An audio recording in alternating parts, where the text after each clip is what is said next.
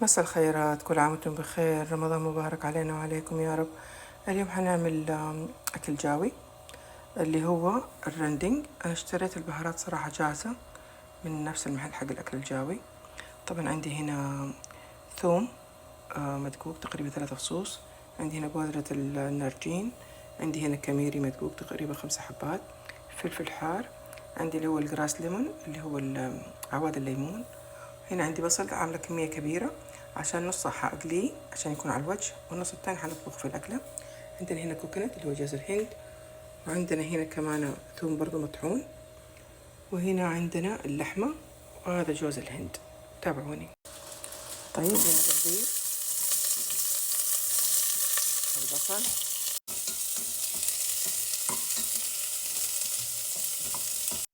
طيب حضيف الجراس ليمون والثوم المقطع صغير صغير، واضيف الكميري،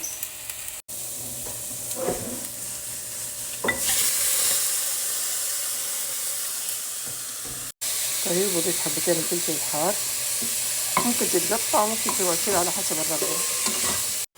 طيب الحين فكيت الكيس وطلعت منه الكيس ده اللي فيه الصوص الجاهز حق الرندل، حأضيفه على اللحمة وأضيف عليها موية. طيب أضفت الصوص على هنا تمام وقلبناه. حضيف عليه حليب جوز الهند وأضيف عليه تقريبا كاسة نص موية وخليه لين ما يستوي، يمكن ياخد تقريبا أبو ساعة أو ربع. بسم الله.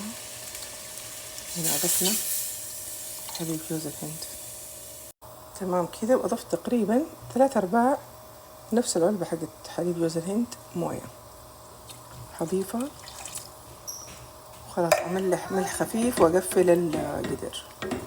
كمان هنا حضيف بودرة جوز الهند تقريبا 3 ملاعق أكل مليانة، والآن بضيف شوية نارجين محمص.